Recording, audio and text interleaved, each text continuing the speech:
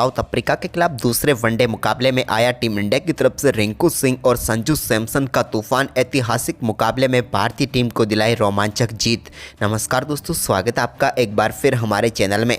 दोस्तों, भारत और south Africa के बीच दूसरा वनडे मुकाबला खेला गया, जहां पर टीम इंडिया में जगह बनते ही रिंकू सिंह ने तूफानी बल्लेबाजी करते हुए टीम इंडिया को शानदार जीत दिला दी। तो इनका बेहतरीन साथ दिया संजू सैमसन ने, जिन्होंने शतक ठोककर टीम को जीत तक पहुंचाया। तो दोस्तों, हम आपको इस बेहद रोमांचक मुकाबले का पूरा हाईलाइट बताएंगे, लेकिन दोस्तों उससे पहले आप भी टीम इंडिया के इन धुरंधर बल्लेबाजों के शानदार परफॉर्मेंस को देखकर खुश है तो इस वीडियो को एक लाइक जरूर कर दें। और साथ ही साथ दोस्तों, आप चैनल पर नए हैं तो अभी तक चैनल को सब्सक्राइब नहीं किया तो चैनल को सब्सक्राइब करके बेल आइकन जरूर दबा लें।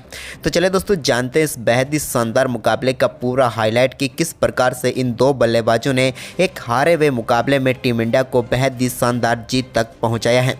तो चलिए दोस्तों, सबसे पहले हम बात कर लेते हैं इस मुकाबले के टॉस की। तो दोस्तों, आज के इस मुकाबले में सिक्का उछाला साउथ अफ्रीका की टीम के कप्तान एडन मार्करम ने, लेकिन ये सिक्का गिरा टीम इंडिया के कप्तान केएल राहुल के पक्ष में। केएल राहुल ने टॉस जीतकर पहले गेंदबाजी का फैसला किया और बल्लेबाजी के लिए आमंत्रित किया साउथ अफ्रीका की टीम को। साउथ अफ्रीका की टीम की तरफ से इस मुकाबले में पारी की शुरुआत करने उतरे रेजा हेंड्रिक्स, तो उनके साथ थे टोनी डी जॉर्जी। दोनों बल्लेबाजों ने कमाल की शुरुआत की और टीम को शुरुआती ओवरों में ही ताबड़तोड़ बल्लेबाजी करते हुए 5 ओवर में ही 35 रनों तक टीम का स्कोर पहुंचा दिया। इस दौरान दोनों बल्लेबाजों के बल्ले से 3-3 बेहतरीन चौके देखने को मिले, लेकिन इनका शानदार परफॉर्मेंस आगे भी जारी रहा और पावर प्ले में बगैर कोई विकेट गंवाए 61 रनों तक पहुंचा दिया साउथ अफ्रीका की टीम का स्कोर। लेकिन इसके बाद दोस्तों 12वें ओवर में टीम इंडिया को पहली सफलता मिली रेजा हेंड्रिक्स के रूप में, जिन्होंने इस मुकाबले में 33 रनों की पारी खेली। लेकिन भारतीय टीम को पहली सफलता मिली तो इसके बाद नए खिलाड़ी क्रीज पर उतरे राशि वेंडेन डुसेन ने भी आते ही कई शानदार शॉट लगाए और उनके बल्ले से भी कमाल के शॉट देखने को मिले और टीम के स्कोर को 15 ओवर की समाप्ति तक 90 रनों तक पहुंचा दिया।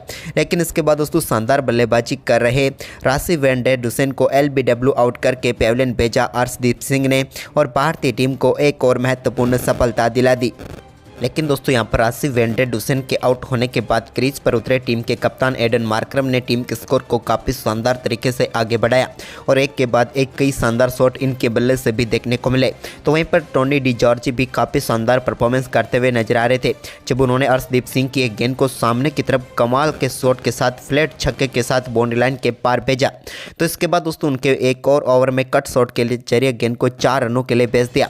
शानदार बल्लेबाजी करते हुए टोनी डी जॉर्जी अपना अर्धशतक पूरा कर चुके थे, लेकिन उनका शानदार परफॉर्मेंस जारी था और देखते ही देखते 25 ओवर की समाप्ति तक टीम के स्कोर को 153 रनों तक पहुंचा दिया और टोनी डी जॉर्जी अब 75 रनों पर बल्लेबाजी कर रहे थे। भारतीय गेंदबाजों के लिए सबसे बड़ी मुश्किल यही खिलाड़ी बनता हुआ नजर आ रहा था। लेकिन इसी बीच दोस्तों दूसरे छोर से काफ़ी देर से शांत बल्लेबाजी कर रहे एडन मार्करम ने भी अब अपना आक्रामक खेल दिखाना शुरू कर दिया और उनके बल्ले से भी एक ओवर में 3 बेहतरीन चौके देखने को मिले और टीम के स्कोर को उन्होंने भी तेजी से आगे बढ़ाया। अब 30 ओवर की समाप्ति तक टीम का स्कोर 185 रनों तक पहुंच गया था, लेकिन तभी शानदार बल्लेबाजी कर रहे टोनी डी जॉर्जी ने एक और शानदार चौका लगाया और अब वो 89 रनों पर पहुंच गए, यानी कि धीरे धीरे अपने शतक की तरफ बढ़ रहे थे। लेकिन इसी बीच शानदार बल्लेबाजी करते हुए एडन मार्करम ने भी अपना बेहतरीन अर्धशतक पूरा कर लिया। इसी बीच दोस्तों टोनी डी जॉर्जी के बल्ले से एक और कमाल का छक्का एक फुल गेंद शॉर्ट गेंद पर फुल शॉट के जरिए देखने को मिला और इन्होंने गेंद को एक बार फिर से बाउंड्री लाइन के पार भेजा। लेकिन इसके बाद दोस्तों एक और गेंद को ये बड़े शॉट के लिए खेलना चाहते थे, लेकिन इस बार वो गलती कर बैठे और अपने शतक से मात्र 5 रन से चूक कर पेवलियन लौटे। टोनी डी जॉर्जी की कमाल की बल्लेबाजी रही 95 रनों की। इसके बाद दोस्तों यहाँ पर नए बल्लेबाज हेनरी क्लासेन ने भी आते ही एक कमाल का चौका जड़ा। इसके बाद दोस्तों यहाँ पर एडन मार्करम के साथ मिलकर इन्होंने भी टीम के स्कोर को शानदार तरीके से आगे बढ़ाया। लेकिन इसी बीच 45वें ओवर में टीम इंडिया को एक और सफलता मिली एडन मार्करम के रूप में, जो कि बोल्ड होकर पेवलियन लौटे। इन्होंने भी शानदार 75 रनों की पारी खेली। लेकिन इसके बाद आखिरी ओवरों में भारतीय टीम को सफलताएं जरूर मिली, लेकिन यहां पर बेहतरीन स्कोर की तरफ बढ़ती हुई नजर आई साउथ अफ्रीका की टीम ने। निर्धारित 50 ओवर में अंत में यहां पर डेविड मिलर के शानदार परफॉर्मेंस के दम पर भारतीय टीम के सामने 337 रनों का विशाल स्कोर खड़ा किया और भारतीय टीम के सामने 338 रनों का शानदार लक्ष्य रखा। वहीं पर टीम इंडिया की तरफ से इस लक्ष्य का पीछा करने उतरे साई सुदर्शन और ऋतुराज गायकवाड़, लेकिन दोस्तों पारी की पहली गेंद पर ऋतुराज गायकवाड़ के बल्ले से बर्गर की गेंद पर एक कमाल का कवर ड्राइव देखने को मिला और शानदार चौके के साथ उन्होंने आगाज किया। तो वहीं पर इसके बाद दोस्तों दूसरे ओवर की तीसरी गेंद पर भी एक कमाल के चौके के साथ शानदार तरीके से अपनी पारी का आगाज साई सुदर्शन ने भी कर दिया। दोनों बल्लेबाज यहां पर टीम को शानदार शुरुआत दिला चुके थे, लेकिन इसी बीच चौथे ओवर में एक बार फिर कमाल का शॉट खेलते हुए ऋतुराज गायकवाड़ ने गेंद को एक बार फिर बाउंड्री लाइन के पार भेज दिया।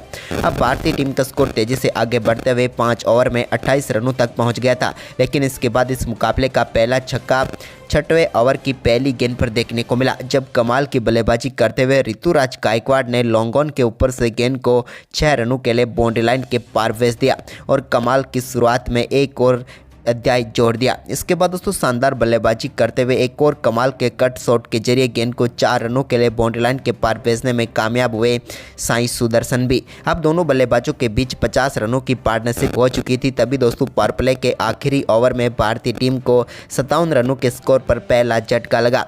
यहाँ पर शानदार बल्लेबाजी कर रहे ऋतुराज गायकवाड़ इस मुकाबले में 32 रनों की शानदार पारी खेलकर पेविलियन लौटे और टीम इंडिया को पहला झटका लगा।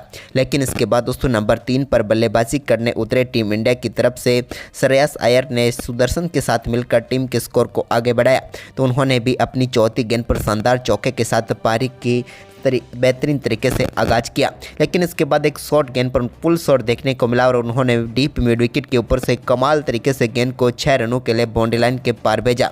तो इसके बाद एक और सामने की तरफ भी कमाल का छक्का उनके बल्ले से देखने को मिला। अब शानदार परफॉर्मेंस करते हुए भारतीय टीम ने 16 ओवर में ही 100 रनों का आंकड़ा छू लिया और भारतीय टीम का स्कोर तेजी से आगे बढ़ रहा था। इसमें साई सुदर्शन का भी एक कमाल का चौका और देखने को मिला। दोनों बल्लेबाजों के बीच अब शानदार 50 रनों की पार्टनरशिप पूरी हो चुकी थी, लेकिन इसी बीच दोस्तों एक और कमाल का चौका यहां पर साई सुदर्शन के बल्ले से देखने को मिला, जब एक शॉर्ट गेंद को उन्होंने पुल किया और गेंद को 1 बाउंस बाउंड्री लाइन के पार भेजने में कामयाबी हासिल की। तो वहीं पर इसके बाद दोस्तों श्रेयस अय्यर ने भी एक कवर ड्राइव के जरिए एक और बेहतरीन चौका लगाया। भारतीय टीम का स्कोर अब 23 ओवर की समाप्ति के बाद 122 रनों तक पहुँच गया, यानी कि भारतीय टीम काफ़ी शानदार स्थिति में थी। लेकिन कमाल के चौके एक छोर से श्रेयस अय्यर के बल्ले से देखने को मिल रहे थे।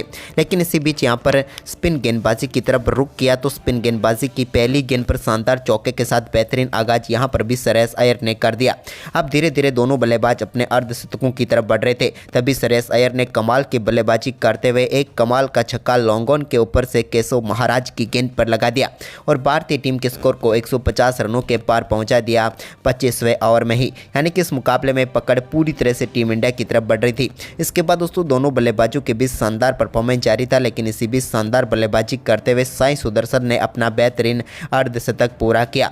तो वहीं पर इसके बाद एक बेहतरीन कट शॉट के जरिए चौका लगाकर अपना अर्धशतक भी यहां पर श्रेयस अय्यर ने पूरा कर लिया और इन दोनों बल्लेबाजों के बीच कमाल की शतकीय साझेदारी पूरी हो चुकी और भारतीय टीम का स्कोर अब 160 रनों तक पहुंच गया था 27 ओवर की समाप्ति के बाद। लेकिन इसी बीच दोस्तों शानदार बल्लेबाजी कर रहे श्रेयस अय्यर एक और बड़ा शॉट खेलना चाहते थे, लेकिन इस बार उनसे गलती हुई क्योंकि गेंद को वो बाउंड्री ड्रॉप क्लियर नहीं करा पाए और अपना कैच सीधे कप्तान एडन मार्करम को थमा बैठे और शानदार बल्लेबाजी करते हुए श्रेयस अय्यर इस मुकाबले में अर्धशतक जमाने के बाद पेविलियन लौटे और भारतीय टीम को एक और झटका लगा। लेकिन इसके बाद दोस्तों 28वें ओवर में ही टीम इंडिया को एक और झटका यहां पर लगा, जब यहां पर शानदार बल्लेबाजी कर रहे साई सुदर्शन भी पेविलियन लौट गए। बैक टू बैक 2 विकेट गंवाने के बाद अब टीम इंडिया मुश्किल में आ चुकी थी, लेकिन इसके बाद अब सारी जिम्मेदारी आ चुकी थी केएल राहुल और उनके साथ मौजूद संजू सैमसन के ऊपर। लेकिन टीम इंडिया को जीत के लिए अभी भी 155 रनों की जरूरत थी।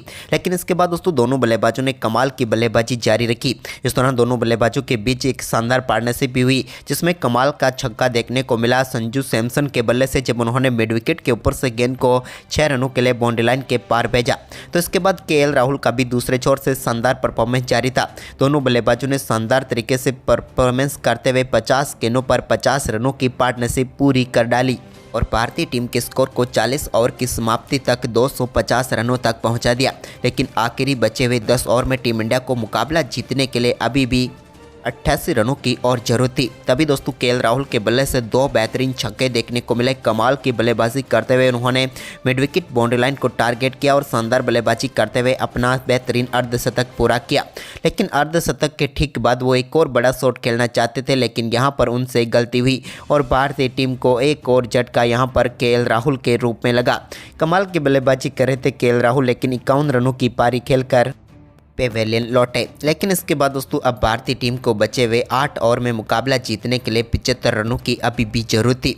लेकिन इसके बाद केएल राहुल के आउट होने के बाद रिंकू सिंह क्रीज पर उतरे। लेकिन इसी बीच संजू सैमसन ने कमाल की बल्लेबाजी करते हुए एक कमाल का शॉट खेला तबरेज शम्सी की गेंद पर और उन्होंने गेंद को सीधे 6 रनों के लिए लॉन्ग ऑन के ऊपर से बाउंड्री लाइन के पार भेज दिया। अब इस मुकाबले में टीम इंडिया धीरे धीरे पकड़ बनाती हुई नजर आ रही थी। लेकिन इसी बीच दोस्तों शानदार गेंदबाजी देखने को मिली बीच के ओवरों में, जिसके चलते 45 ओवर तक टीम इंडिया का स्कोर 275 रनों तक पहुँच पाया। आखिरी 5 ओवर में 63 रनों की जरूरत पर आकर रुक चुका था ये मुकाबला। लेकिन तभी दोस्तों शानदार बल्लेबाजी करते हुए तबरेज शम्सी के ओवर में एक कमाल का छक्का रिंकू सिंह ने लगाया 46वें ओवर में। तो वहीं पर दूसरी गेंद पर भी उनके बल्ले से एक बार फिर शानदार छक्का देखने को मिला। 2 गेंदों पर 2 छक्के लगाकर वो पूरी तरीके से इस ओवर को अपने और मोड़ते हुए नजर आ रहे थे। लेकिन इसी ओवर में संजू सैमसन ने भी शानदार बल्लेबाजी करते हुए एक कमाल का चौका लगाया और दोनों बल्लेबाजों ने शानदार बल्लेबाजी करते हुए 18 रन इस ओवर से बटोर लिए। अब भारतीय टीम को बचे हुए 4 ओवर में बल्लेबाजी करते हुए संजू सैमसन ने शानदार चौके के साथ 47वें ओवर का भी आगाज कर दिया। तो वहीं पर इसी ओवर की चौथी गेंद पर कमाल की बल्लेबाजी देखने को मिली रिंकू सिंह के बल्ले से भी, जब एक सामने की तरफ कमाल का छक्का देखने को मिला। उन्होंने स्टेप डाउन करके गेंद को 6 रनों के लिए बाउंड्री लाइन के पार भेज दिया। अब आखिरी 3 ओवर में भारतीय टीम को मुकाबला जीतने के लिए 31 रनों की जरूरत थी। लेकिन तभी दोस्तों 48वें ओवर में ये दोनों बल्लेबाज मिलकर सिर्फ 5 ही रन बना पाए, जिसके चलते एक बार फिर मुकाबला यहां पर साउथ अफ्रीका की तरफ मुड़ता हुआ नजर आया। तो वहीं पर 49वें ओवर में भी संजू सैमसन के बल्ले से एक कमाल का चौका देखने को मिला, जबकि दोस्तों इस ओवर में भी सिर्फ 8 ही रन बटोर पाए, जिसके चलते अब भारतीय टीम को मुकाबला जीतने के लिए आखिरी ओवर में 18 रनों की जरूरत थी। लेकिन यहाँ पर रिंकू सिंह और संजू सैमसन जिस तरह की बल्लेबाजी कर रहे थे, उसे देखकर लग रहा था कि टीम इंडिया इस मुकाबले में प्रबल दावेदार है। और हुआ भी कुछ ऐसा ही, जब 50वें ओवर की पहली गेंद पर नांद्रे बर्गर के एक कमाल का चौका पुल शॉट के जरिए खेलते हुए संजू सैमसन ने गेंद को बाउंड्री लाइन के पार भेजा। इसके बाद उन्होंने एक स्ट्रेट ड्राइव के जरिए एक और शानदार चौका लगाया। 2 गेंदों पर 2 चौके लगाकर वो अपना बेहतरीन अर्धशतक पूरा कर चुके थे। लेकिन इसके बाद दोस्तों तीसरी गेंद पर वो सिंगल लेकर स्ट्राइक सौंप चुके थे दूसरी तरफ मौजूद रिंकू सिंह को। तो वहीं पर इसके बाद दोस्तों रिंकू सिंह ने भी कमाल की बल्लेबाजी करते हुए इस ओवर में यहां पर शानदार छक्का जड़ दिया चौथी गेंद पर, जब सामने की तरफ उन्होंने कमाल का शॉट खेला और कमाल का ही छक्का उनके बल्ले से देखने को मिला। इसके बाद 5वीं गेंद पर उन्होंने 2 रन ले लिए। अब भारतीय टीम को आखिरी गेंद पर जीत के लिए 1 रन चाहिए था, लेकिन यहाँ पर कमाल की बल्लेबाजी करते हुए रिंकू ने एक और छक्का जड़ा और टीम इंडिया को इस मुकाबले में शानदार जीत दिला दी। लेकिन रिंकू की इस मुकाबले में अहम पारी रही, क्योंकि उन्होंने मात्र 19 गेंदों पर ही शानदार 48 रनों की पारी खेल डाली, जिसके चलते भारतीय टीम इस मुकाबले में जीत तक पहुंची। तो दोस्तों आपको उनकी ये पारी कैसी लगी हमें कमेंट में जरूर बताएं। धन्यवाद।